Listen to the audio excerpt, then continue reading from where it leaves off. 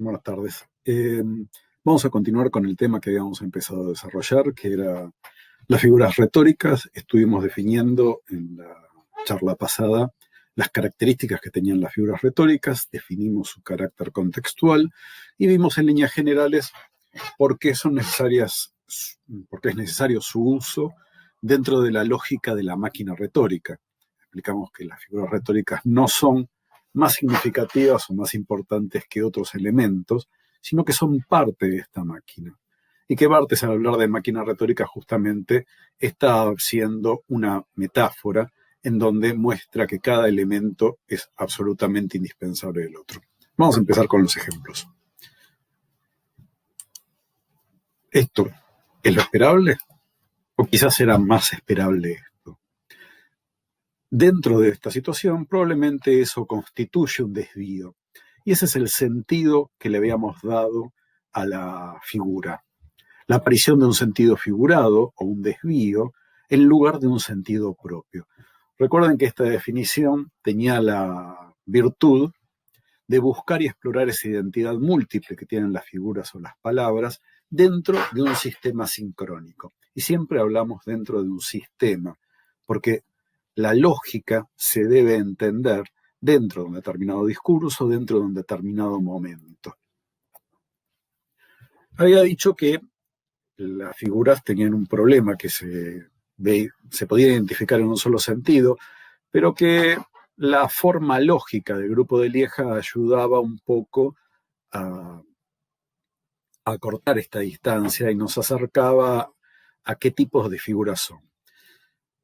Junto con los nombres de las figuras, yo en general pongo la operación que se realiza, y la operación que se realiza tiende a acercarnos al tipo de figura que es.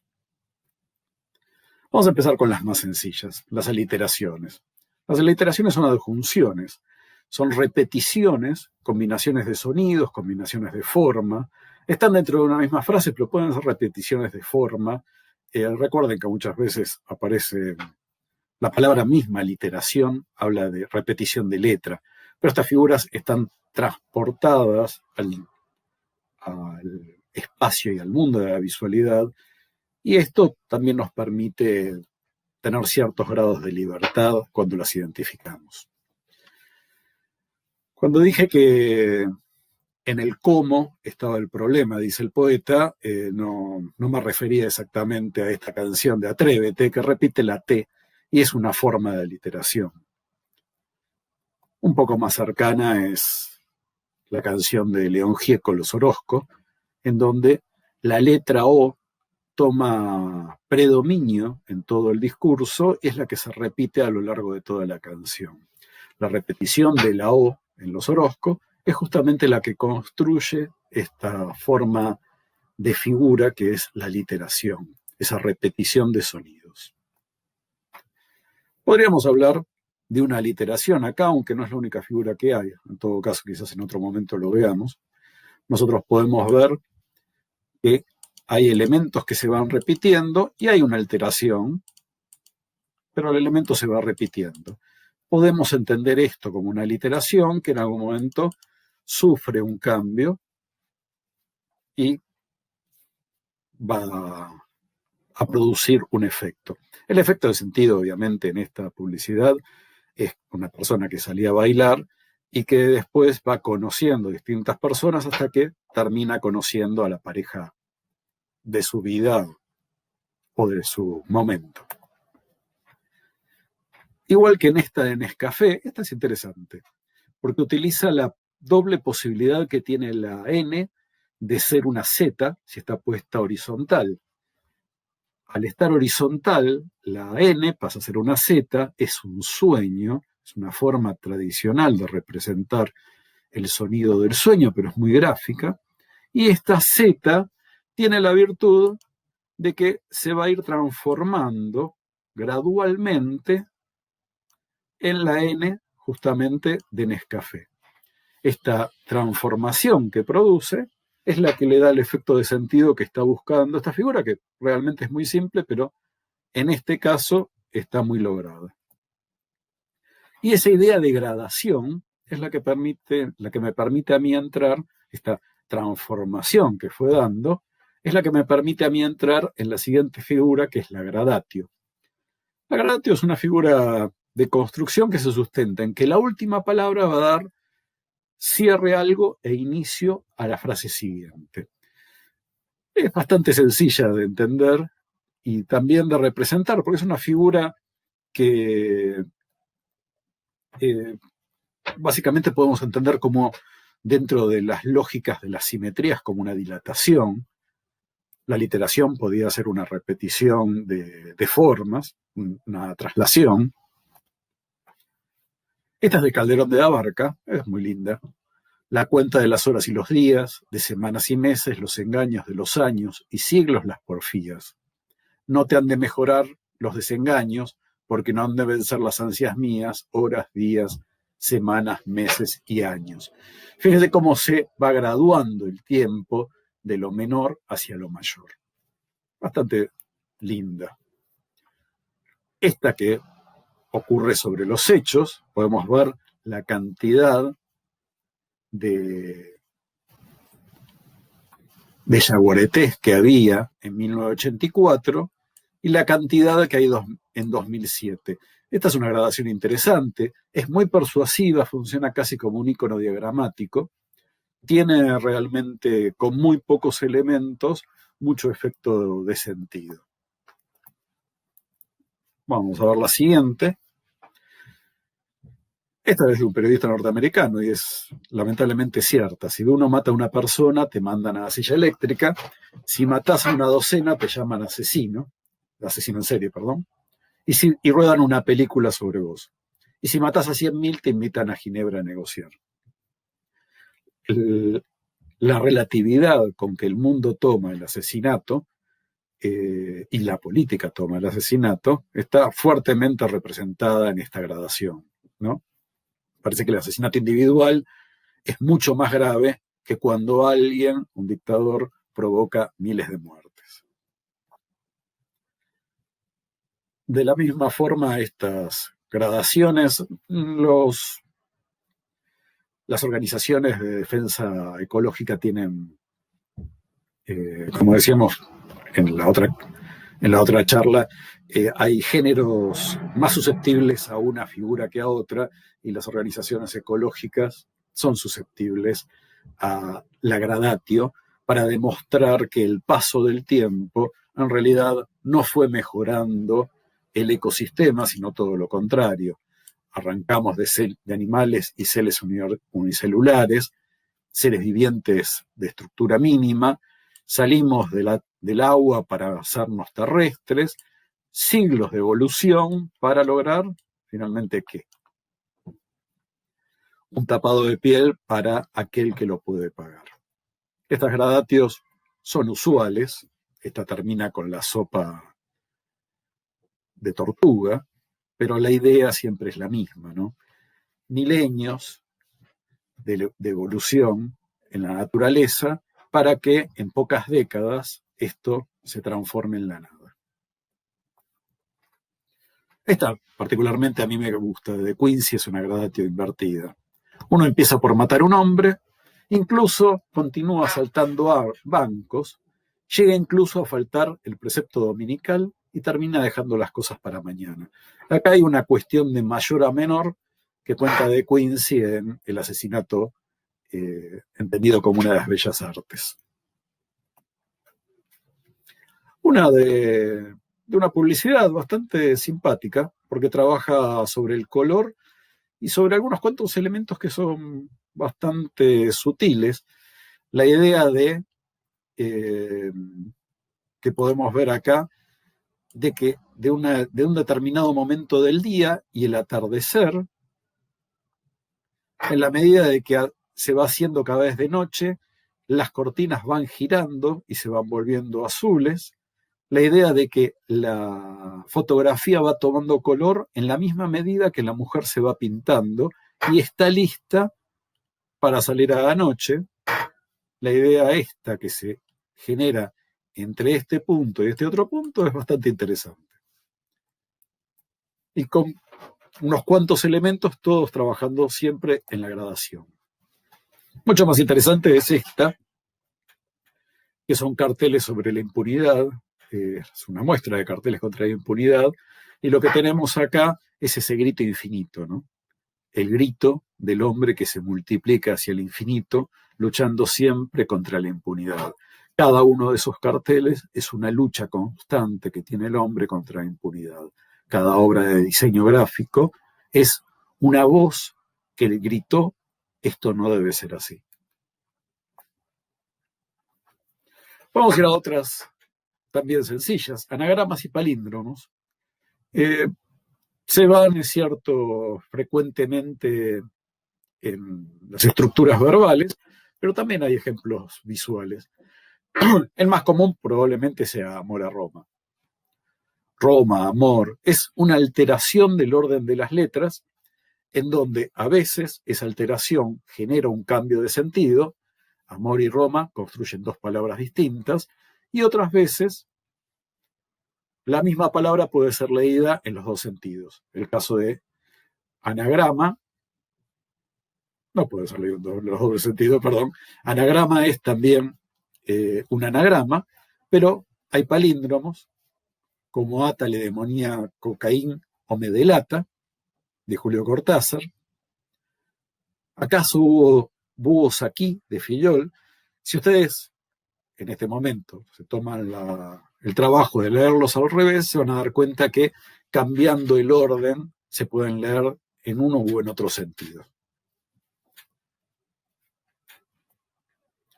Las ilusiones ópticas están catalogadas dentro de esta lógica. Este es un cuadro de Escher, es un dibujo de Escher, en donde hay un juego circular entre estas dos manos. El metagrafo es probablemente la figura más significativa dentro del diseño gráfico, aunque en general está bastante dejada de lado. O quizás no se la entienden como metagrafos, muchas veces se la llaman semantizaciones.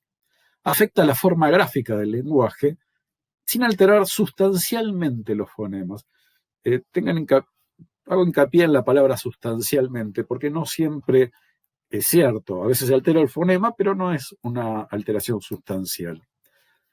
Un metagrafo muy lindo es el poema en forma de cola de ratón de Lewis Carroll, el que aparece en Alicia, aunque yo vi algunas ediciones que el diseñador gráfico no lo entendió y lo puso en dos páginas distintas, cortándolo por acá al medio, ¿no? Produciendo ese corte al medio. Los dadaístas fueron expertos en el manejo del metagrafo y el trabajo tipográfico. Fíjense cómo los cambios en los tamaños no alteran sustancialmente lo que está diciendo, y sin embargo producen ese efecto de sentido que quería producir el dadaísmo, de destrucción, de cosa nueva, de modificación, de borrar todo el pasado para construir una nueva visualidad. Los versos dadaístas, o también los trabajos de los futuristas, que eran cercanos, como estos de Marinetti, Palabras en Libertad, que muestran cómo se trabaja sobre las tipografías y el orden tipográfico. Son muy interesantes ejemplos de metagrafo. Otra poesía que simplemente está construyendo con las tipografías lo que está diciendo. Reconócete, esta adorable persona eres tú, el sombrero bajo la emoción, el ojo, donde está el ojo, tu boca. Es un lindo poema visual que va construyendo cada una de las partes al mismo tiempo que lo va diciendo.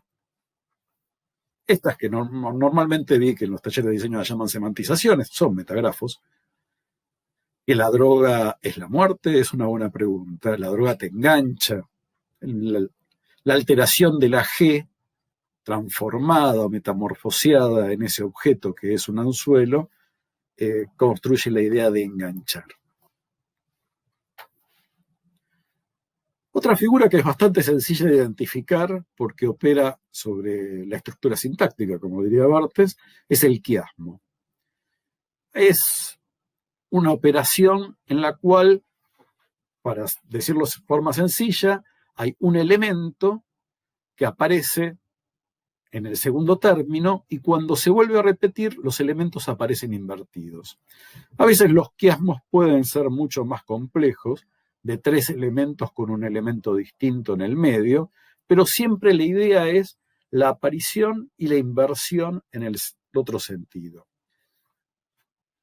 Ni son todos los que están, ni están todos los que son. Acá claramente vemos cómo quedó construido este quiasmo. Este es el término A, que aparece, y el término B, que aparecen repetidos en esta forma, en la misma frase. Por la estructura propia del quiasmo, muchas veces, dentro de la lógica del lenguaje hablado, del lenguaje escrito, parecería que los términos son oposiciones.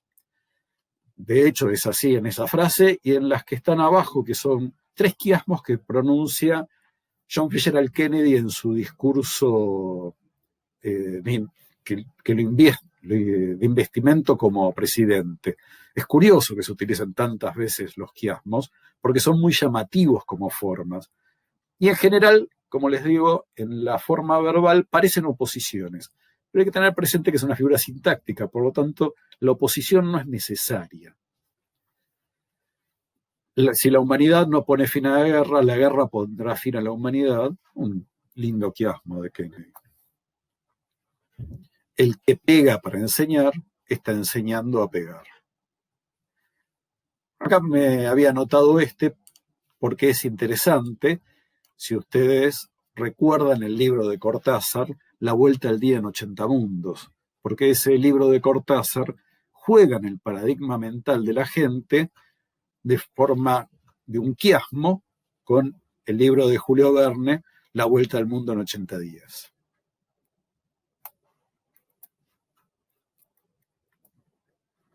Uno sencillo gráfico, y acá no se ve la inversión.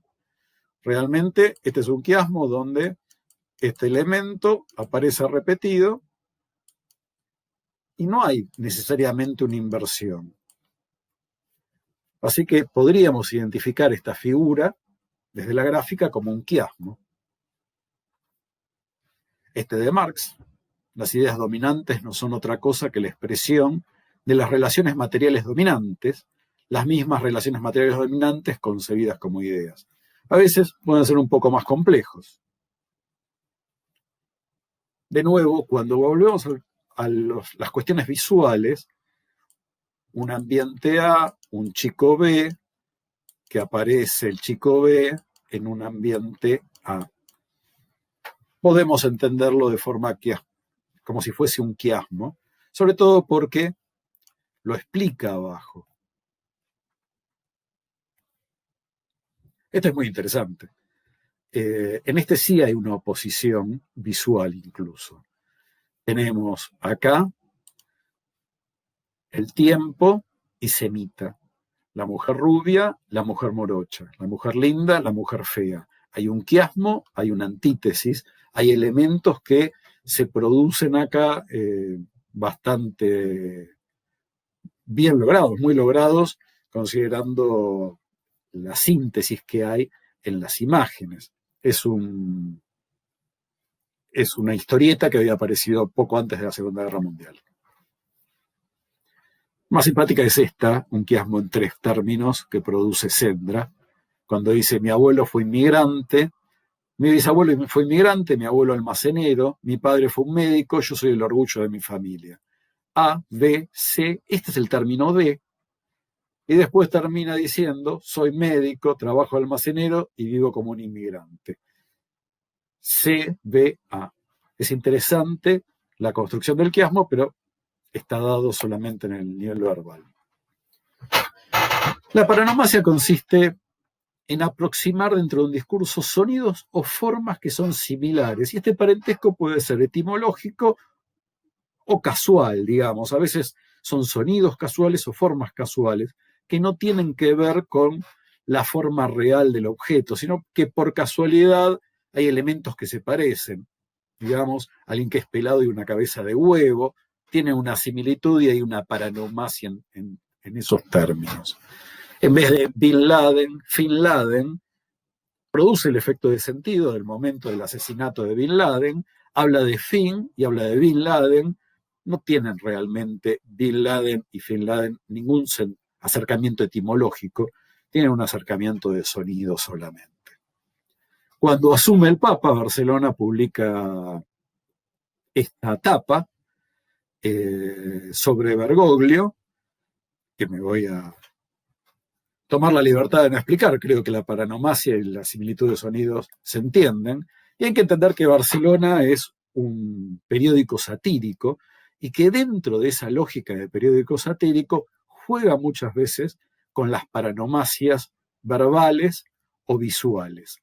Esta, por ejemplo, que está acá mostrando y que la puse en la doble página para que se vea en el dispositivo Barcelona, solamente funciona dentro de este dispositivo. Usarlo siempre, usar uno por vez, con casco, seso seguro, juega con esta idea y da, a mi entender, con muy pocos recursos, un efecto de sentido muy bien logrado, usando la prevención para el motociclista y para las relaciones sexuales. Así que realmente son esas cosas sintéticas que son un hallazgo de comunicación, pero que es cierto que funcionan solamente en los dispositivos adecuados. Recuerden que habíamos dicho que la figura siempre es lógica dentro del contexto sincrónico y dentro del discurso. En este lugar produce el efecto de sentido buscado. Fuera de este lugar, fuera del ambiente satírico de Barcelona, probablemente no lo logra. La dilogía consiste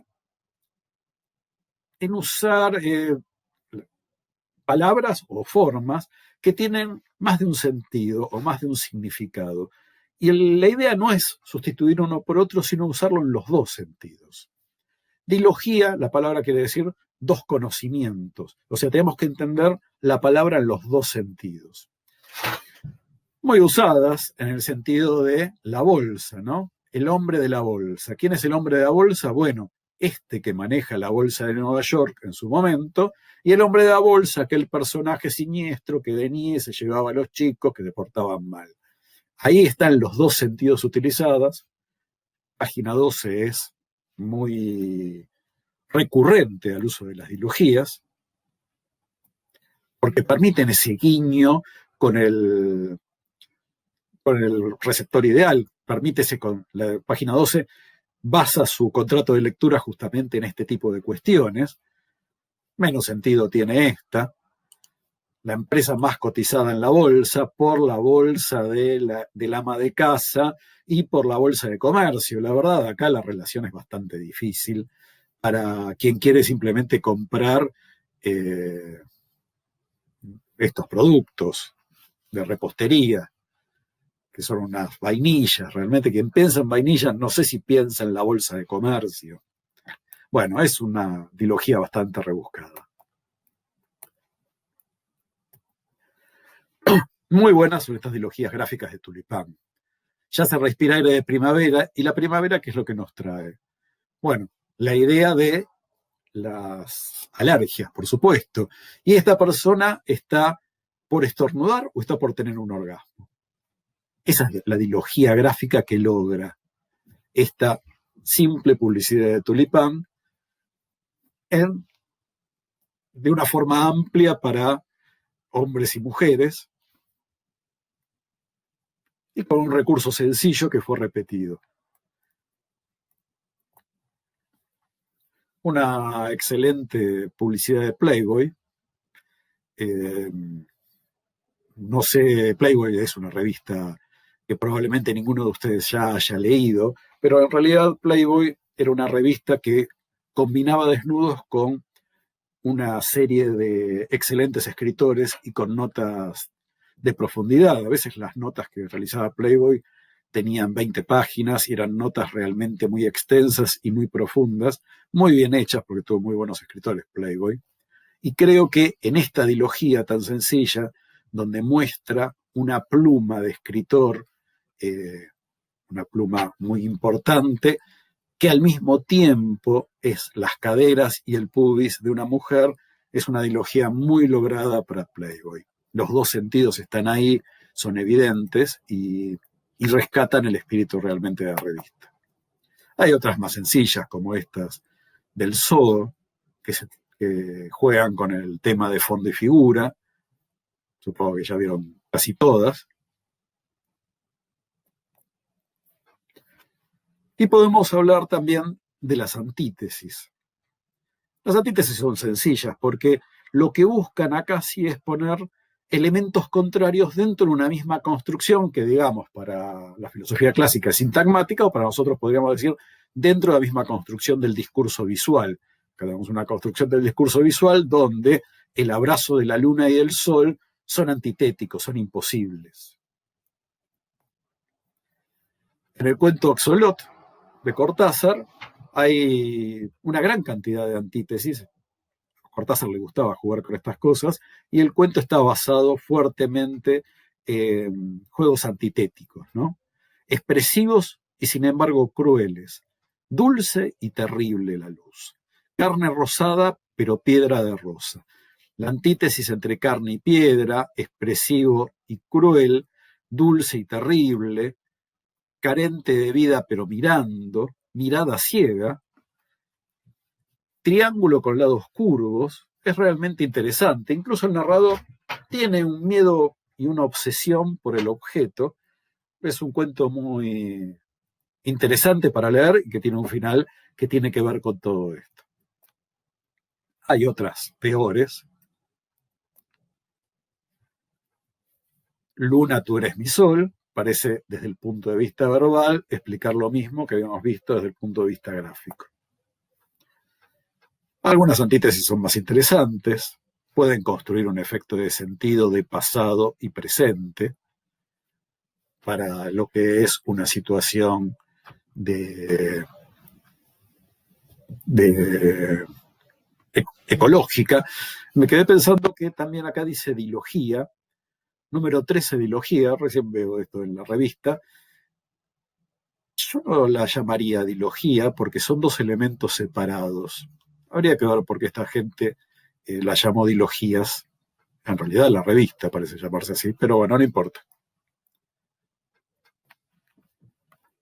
Esta también es interesante, naturaleza muerta, aunque si fuésemos realmente estrictos, esta antítesis es también un quiasmo y es también una dilogía, porque tenemos que dar la vuelta.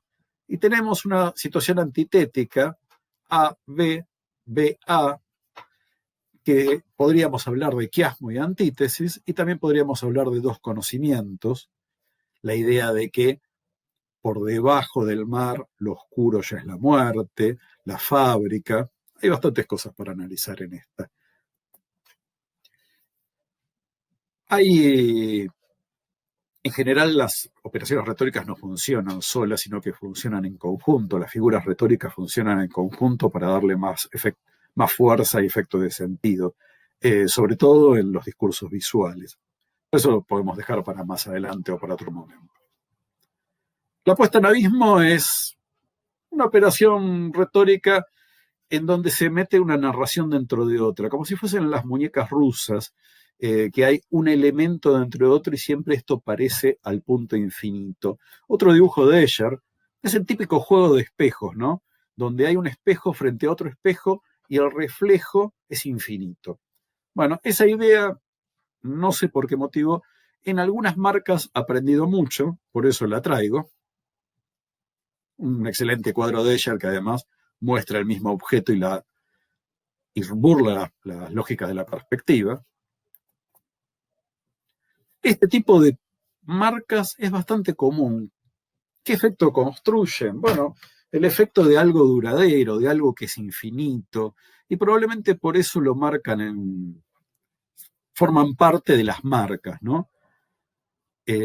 La aborigen que sostiene la misma marca, que está ella dentro, que vuelve a sostener la misma marca, la religiosa que lleva el café, es un cacao, no es un café, es un cacao, que lleva el cacao, que tiene la religiosa, que lleva el cacao, que lo vuelve a tener y que lo vuelve a repetir acá. La vaca que ríe, que es la vaca que ríe, que tiene las orejeras, tiene unos aros, del mismo medallón de la vaca que ríe, que al mismo tiempo vuelve a tener el medallón. Hay muchos ejemplos de este. Localmente el más conocido es el del polvo Royal. El polvo Royal, que adentro tiene un polvo Royal, y esto construye un juego de espejos y una idea casi de infinito. Es más que nada formal esta figura. Yo no creo que quiera hablar de la duración ni la eternidad de alguna de estas marcas, pero esto lo pueden discutir con sus docentes, a ver qué sentido o qué efectos de sentido construyen. La ironía es una figura realmente compleja. Con la ironía se afirma lo que no se piensa, o sea, se dice lo contrario de lo que se declara.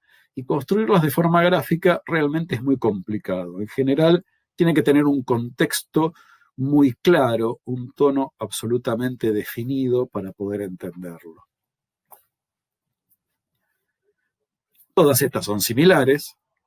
Por supuesto, quieren decir lo contrario que están diciendo. Pero se basan por sobre todo en el término verbal. ¿Por qué? Porque los lenguajes visuales son lábiles, son blandos, y realmente necesitamos muchas veces el anclaje de la palabra para poder entender en qué sentido este tipo de favela no es un paraíso. O por qué esto no es la paz, si hay una contradicción con los términos. O por qué un conejo, por más que parezca tigrado, jamás va a ser un tigre.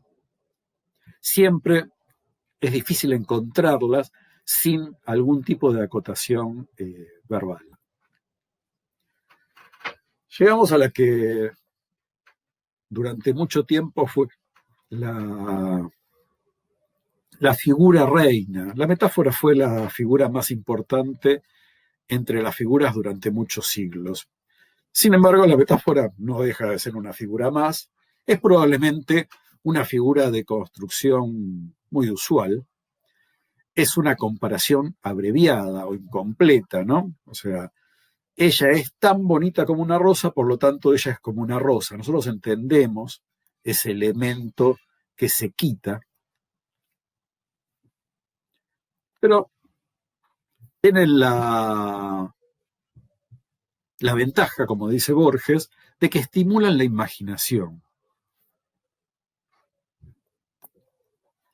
Algunas son realmente muy complejas, las metáforas que están dentro de la poesía o dentro de las canciones. Yo no sé si ustedes escucharon esta canción de Divididos, que dice: Cíclope de cristal devora ambición y vomita modelos de ficción, donde el cíclope de cristal es una metáfora de la filmadora, que como un cíclope tiene un solo ojo, y que como toda filmadora chupa el espíritu y vomita una imagen plana que perdió toda espiritualidad. Ahora, esto yo no lo digo, lo dice realmente en la revista Rolling Stone Ricardo Mollo. O sea, ellos construyeron esta metáfora que, como todas metáforas de la poesía, suelen ser bastante más cerradas que las metáforas de la publicidad, que tienen que ser comprendidas. Barthes dice que el análisis de la retórica en la publicidad, en su texto emblemático, tiene una ventaja, que la publicidad tiene la voluntad de ser evidente. Entonces nos explica todo lo que necesitamos que nos expliquen. ¿Cómo? Vamos a ver ahora. La metáfora acerca dos mundos realmente extraños, cosas que no tienen nada que ver.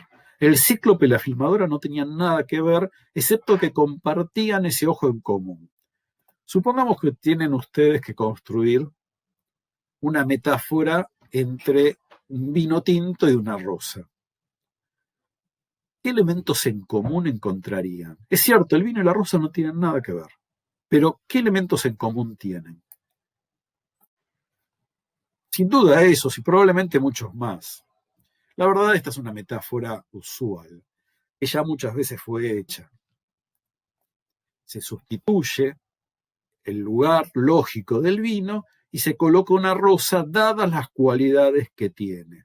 La armonía, por ejemplo, que puede tener esa rosa, permite esa construcción. El rojo permite esa construcción del vino tinto. Sustituye el elemento que naturalmente debió haber estado ahí por otro que tiene características que pueden ser comunes. Por ejemplo, el color, por ejemplo, el aroma.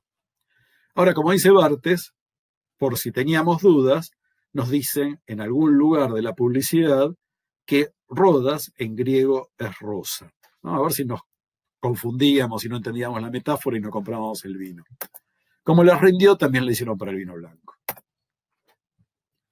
Esta es interesante porque apareció en una revista de circulación masiva, pero sin embargo es muy específica porque para poder entender esta metáfora, ustedes seguramente entendieron porque son diseñadores, había que conocer este otro objeto. Hay una sustitución parcial de elementos que permiten construir la idea de buen diseño, de alemanidad, que transmitía la Bauhaus a este Volkswagen.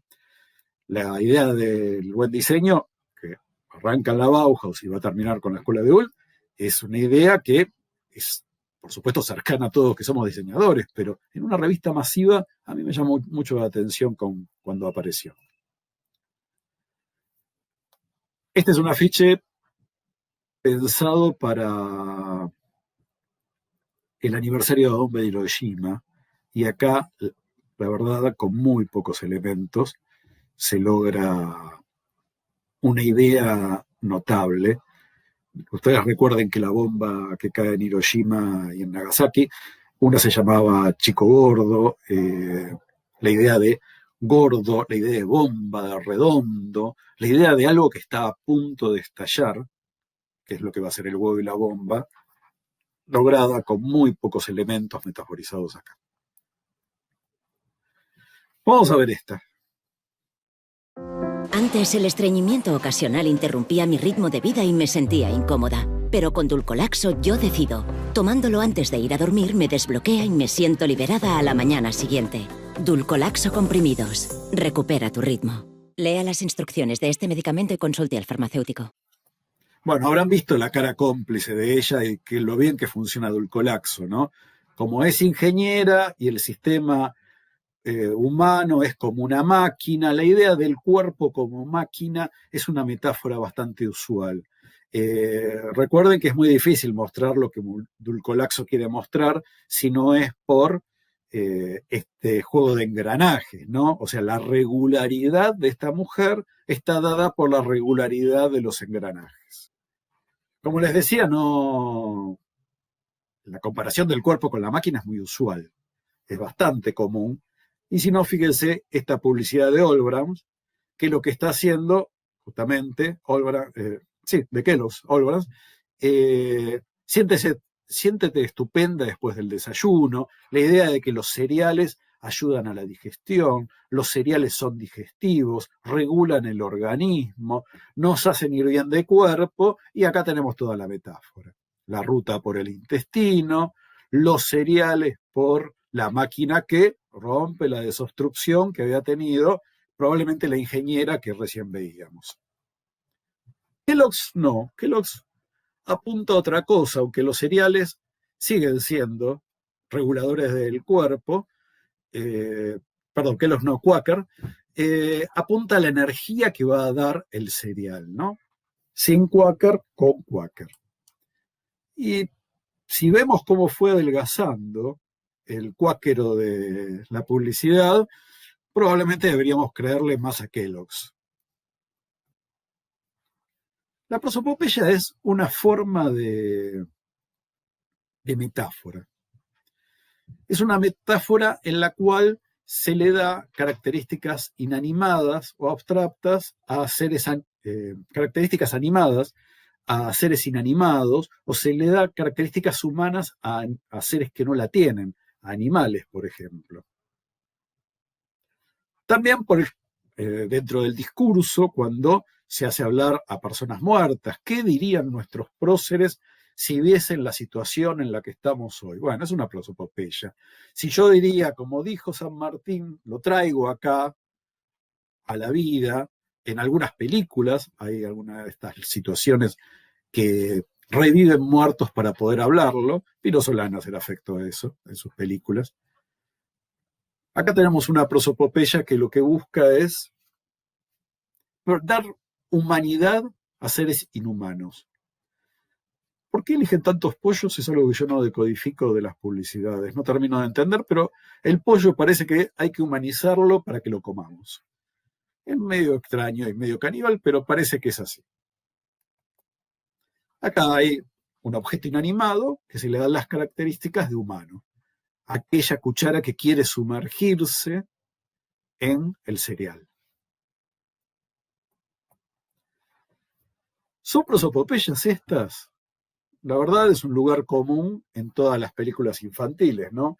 La tetera que se anima, el candelabro que habla, la dama y el vagabundo, probablemente media vieja para ustedes, pero que tienen características humanas, o el gato de Shrek, que es el gato con botas que habla, por lo tanto está animado. Yo no pensaría que son prosopopeyas porque no tienen el sentido de la figura. ¿Por qué digo esto? Porque piensen que dijimos que las figuras tenían lógica en un sentido sincrónico. En una película donde la magia es el lugar común, no es extraño que los candelabros hablen. No es extraño que los gatos usen botas y espada y hablen y tengan pasiones. Dentro de esa lógica, no produce extrañamiento. Como no produce extrañamiento ver que todos los extraterrestres que llegan a Estados Unidos hablan inglés, como no produce extrañamiento ver tantas películas del espacio en donde se pueden bajar en planetas y vivir perfectamente igual que el nuestro, o que todos los extraterrestres sean antropomorfos casi siempre. Dentro de esas lógicas, esas cosas funcionan, pero están dentro de una lógica de la película. Insisto, también es una opinión, la podrán discutir con sus docentes que puedan tener otra opinión. Elipsis es una supresión. Un objeto está elidido, o sea, está quitado. Simplemente está dicho eso. Está suprimido. El oro hace soberbios y la soberbia necios. No repite el hace. Cuando uno habla, eso también lleva a la redundancia y es innecesario. Pero en la gráfica produce elementos muy interesantes. Esta elipsis, por ejemplo, sobre la desaparición de los humanos, posteriormente de los humanos, hoy de los leones. Esta excelente que habla sobre la desaparición de los alemanes en el momento de ascenso del de Hitler al poder. Antes de que llegue al pleno poder y se desate la Primera Guerra, los opositores eran desaparecidos, por supuesto, y esto nos muestra en esta familia quienes van quedando y aquellos que ya no están, estas manchas que aparecen, que son como fantasmas que ya no están. La elipsis muchas veces se puede explicar como una metáfora, a veces se confunde como una metáfora. Los niños desaparecidos son los pétalos de esta margarita que sabemos que tienen que estar, pero que no están. Hay otras, esta y la siguiente las traje para que vean cómo el mismo elemento se puede utilizar para distintas campañas de distinto sentido. Por supuesto, acá lo que falta es la ropa y entonces la idea de que hay que estar protegido. Es una elipsis que se construye con una metáfora, esta también es similar. Son de lugares distintos y no tienen que ver, pero utilizan la misma figura, la misma forma de las figuras en distintos ambientes. La hipérbole es una audacia retórica, es una exageración, o cuantitativa o cualitativa. Se exageran cualidades, se exageran defectos, actitudes, por exceso o por defecto. Es muy usual entre nosotros, cuando la otra charla les decía llovieron 4 gotas, es una hipérbole. En realidad seguramente llovió algo más que 4 gotas, o si llovió a baldes también, son hipérboles que usamos, todo el tiempo estamos usando hipérboles. La realidad aumentada para esta publicidad de Panasonic es tan grande que se escapó no sé, un Velociraptor de la pantalla.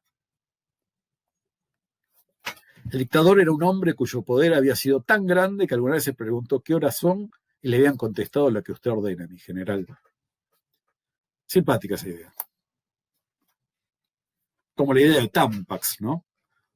Acá tenemos las dos cosas. Tenemos una metáfora del cuerpo humano, que es como la que explicábamos antes, la metáfora del fluido, y por otro lado el Tampax, la represa que puede retener todo y dejar del otro lado todo seco. Es una hipérbole y hay funciones de metáfora también. Hipérboles y metáforas, ya les digo, están muy cercas y se construyen de forma muy similar. Está también, y es interesante porque juega mucho con el dispositivo y se puede confundir de figura también. Podemos decir que es una hipérbole porque la spray es tan refrescante como una ducha, lo cual es una exageración. Estas duchas refrescantes en las playas de Israel realmente son una hipérbole. ¿Podemos decir que acá hay una hipérbole? ¿Qué nos quiere decir esta mujer? Que es tan refrescante, que la Coca-Cola rinde tanto como que es gigante. No, no hay intención hiperbólica acá. En realidad, acá hay simplemente un agrandamiento, pero no hay una intención de la figura. Como no hay intención acá con los lápices de que sea una hipérbole. Toda cosa grande no es una hipérbole. Eso es algo que tiene que quedarles claro. No, no cada vez que se agranda es una hipérbole. Sí están los lápices por los escritores, es otro tipo de operación, que es la que vamos a ver ahora, que es una metonimia. En la metonimia hay una relación de contigüidad y de coposición entre los elementos. A diferencia de la metáfora, que acercaba mundos totalmente lejanos, las metonimias hablan de relaciones entre pares, relaciones cercanas, tienen un cierto grado de indicialidad. En las metonimias, los elementos conciernen a una misma organización referencial. Hay en ambos términos una copertenencia a una misma realidad. Por ejemplo, el escritor tiene copertenece a él el instrumento que opera, la pluma, la lapicera, con aquello con que escribe. El que usa el elemento y su obra están en relación de algún tipo de contigüidad, están en una relación de contigüidad existencial. Y eso es lo que construye las metonimias. Fíjense, esta es interesante, del escritor y su obra, que podríamos decir el escritor y su pluma, pero la pluma acá está puesta de dos formas, una pluma tradicional con un tintero, una pluma un poco más moderna y un bolígrafo. Bueno, en realidad porque no solo está hablando del escritor por la obra, sino que es una antología. Entonces, aparte de hablarnos de los escritores y sus obras, nos habla de una gradación en el tiempo. Lo mismo que esta, que era un llamado para que pinten los chicos de Nueva York, donde acá se muestran los instrumentos de los chicos, los pinceles, la idea de la pintura y también la disparidad que puede haber entre ellos. Las metonimias pueden ser de distinto tipo, son mucho más fáciles de entender que las metáforas, porque porque están tipificadas por sobre todo. Son causales, por ejemplo, de causa física, del autor por la obra, que es la que vimos, del efecto por la causa, del instrumento por quien lo activa, de la causa por el efecto. Por ejemplo, hablar con celular produce este tipo de cuestiones. Quien habla por celular va a tener un accidente. Hay una relación de causa y efecto. Las de causa y efecto son realmente bastante comunes.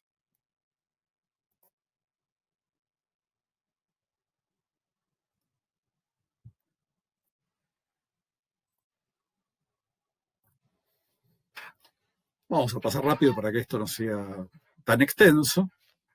Hay otro tipo de metonimias, insisto, están todas tipificadas, así que se encuentran muy fácil. El continente por el contenido es otra. Cuando alguien dice me comí 4 platos de ravioles, en realidad está diciendo que se comió los ravioles que estaban dentro del plato. Sin embargo, dice que se comió 4 platos de ravioles. Habla del continente por el contenido, del sentimiento por la razón, del lugar del origen por el lugar en el que muere. Una de continente por contenido.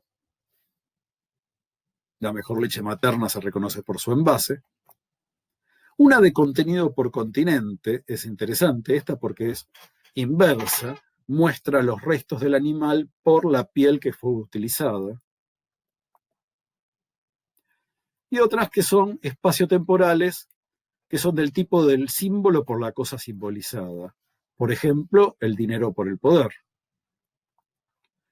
O la llave, que todavía es algo muy utilizado, esta idea de poner una llave por las cerrajerías, incluso muchas veces este tipo de llave, que es un icono estratificado, que es una llave casi en desuso.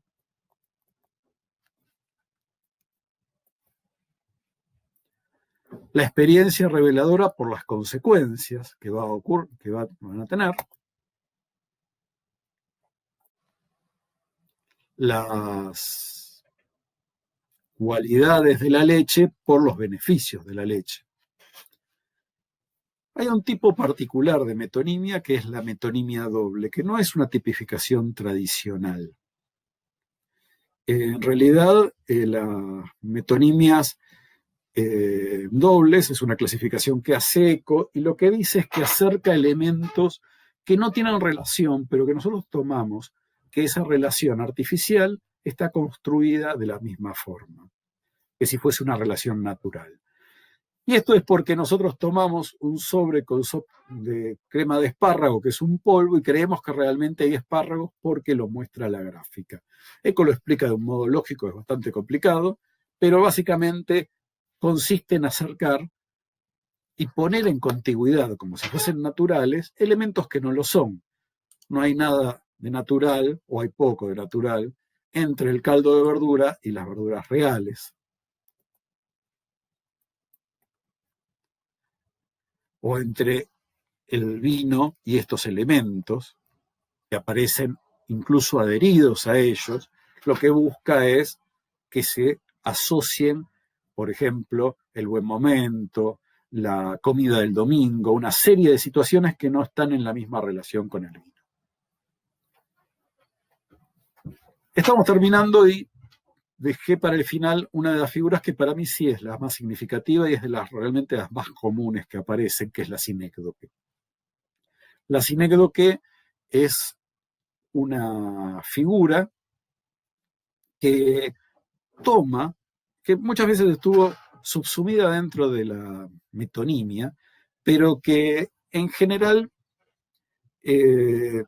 los tratados modernos tienden a tomarla como una figura independiente, y tienen razón porque es una figura de mucha importancia. En la sinécdoque se toma la parte por el todo o el todo por la parte. Estas son las situaciones posibles que hay en la sinécdoque. Las primeras se llaman, la parte por el todo, particularizantes, y las segundas, generalizantes. Cuando ustedes escuchan, por ejemplo, la primera frase, entiende que van los soldados enteros, no solamente que mandan los cascos a ocupar la plaza. Sin embargo, se tomó un elemento significativo por otro. Cuando un estadounidense dice ya estoy en América para decir que llegó a su país, entendemos que él llegó a Estados Unidos, pero él toma América como si fuese toda una sola cosa, y esto no es así. Estados Unidos es una cosa y nosotros somos todos americanos. Así que él está en Estados Unidos y nosotros todos estamos en América. Pero toma el total por una parte. La sinécdoque se construye sometiendo a un elemento a su explotación, digamos, a dividirlo en todas las partes que pueda tener. y elegir de todas esas partes el elemento más significativo. Por ejemplo, si tuviésemos los barcos que tomar para hacer una sinécdoque, deberíamos pensar qué partes tienen los barcos. Bueno, los barcos tienen anclas, tienen cascos, tienen velas, tienen timones, tienen ojos de buey, pero ¿cuáles son los elementos que realmente nos permiten identificarlo? Supongamos que son las velas, y ahí también hice una operación sinecdótica, porque de todos los barcos que había, los que tenían motor y los que no, elegí los que no tenían motor, los que tienen velas. Las velas se acercan a puerto, es una sinécdoque bastante usual, bastante común, una catacresis. De hecho, la idea de velas para hablar de regatas es bastante común, y es una sinécdoque. Las sinécdoques son muy usuales. Esta es distintos afiches para una película de Alfred Hitchcock, Los pájaros. Acá hay algunos pájaros por todos, aunque habla de un reparto de miles, pero es muy interesante esta, que simplemente muestra el perfil del pájaro y en el ojo pone el perfil de Hitchcock. Estas dos cosas, utilizar dos perfiles para cruzar dos películas, perfil del pájaro por la película, el perfil de Hitchcock por el director, produce una operación sinecdótica muy interesante, sobre todo porque Hitchcock era muy conocido por esta serie de televisión en la cual su perfil era lo más característico. Por supuesto, Hitchcock es conocido por sus películas, pero también por esta serie de televisión. Operaciones sinecdóticas hay a montones en la gráfica política. Vamos a portarnos mal. ¿Quiénes? Nosotros. ¿Y quiénes somos nosotros? Algunos por todos. Algunos que están acá por todos. La relación entre Victoria Donde y el Congreso es una metonimia. Hay una búsqueda metonímica, pero que haya algunos por todos es una sinécdoque. ¿Cómo es una sinécdoque esta publicidad de la gráfica peronista del 50? Acá la nación justa, libre y soberana está representada, en el oficinista, que está acá, en el ama de casa, en el hombre de campo, en el futuro, que son los niños. Esta es la nación justa, libre y soberana, y por supuesto, en aquellos que la dirigen. Es muy común. Fíjense esta, que es China, o esta otra que es rusa. De nuevo, la lucha es un hombre, un marino por todos los marinos, un partisano, un hombre de la lucha del campo por todos los hombres de la lucha del campo junto con su mujer, el soldado por todos los soldados, algunas chimeneas por la industria, siempre son operaciones sinecdóticas, repetidas en otros países, ¿no? Fíjense que es la misma idea que se repite, uno por todos. Vamos a terminar esto, que fue un poco más largo de lo que yo esperaba, mostrándole algo que les mostré al principio. Cuando la otra charla les mostré el comercial de Coca-Cola al principio, les dije que íbamos a ver después el original. Y este es el original. El comercial que aparece ahora, el que alienta por la pandemia, es en realidad una copia que aparece casi 20 años después del comercial original. El spot este se rodó en el 2001. Recuerden que el 2001, 2002 en realidad, era un año donde los dólares eran escasos y fue un comercial que, si bien Coca rechazó al principio, después se hizo porque tenía muy bajo costo, pero la realidad es que mostró que es el comercial con más alto índice de recordación en la historia de la marca, por lo menos hasta hace poco, y seguramente si lo repitieron es porque sigue siéndolo. Vimos el de España y es probablemente que estaba narrado en porteño porque la idea era de una agencia comercial argentina. Repensemos todas las figuras y tratemos de identificarlas en este comercial. Para los gordos, para los flacos, para los altos, para los bajos, para los que ríen, para los optimistas, para los pesimistas, para los que juegan, para las familias, para los reyes, para los magos, para los responsables, para los comprometidos, para los náufragos, para los de allá, para los que trabajan, para los de acá, para los románticos, para los que te quieren, para los que no te quieren, para los que te quieren mucho, para los que te quieren poco, para los bronceados, para los nudistas, para los supersticiosos, para los originales, para los calculadores, para los pelados, para los que leen, para los que escriben, para los astronautas, para los payasos, para los que viven solos, para los que viven juntos, para los vuelteros, para los que besan, para los primeros, para los últimos, para los hombres, para los precavidos, para ella, para los músicos, para los transparentes, para los que disfrutan, para los fuertes, para los que se superan, para los que participan, para los que viven, para los que suman, para los que no se callan, para nosotros, para todos.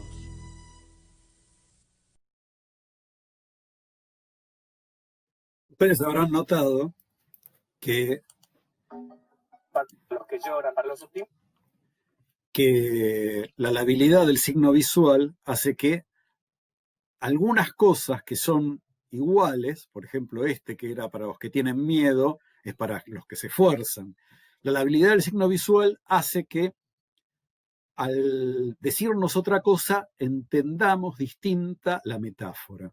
Sin embargo, permite de todas formas construir metáforas similares. Es realmente un hallazgo esta publicidad. Y bueno, espero que les haya servido y me despido, les pido disculpas por lo dilatado. Tendría que hacer una versión para fanáticos de las figuras, que es lo que me gusta. Muchas gracias.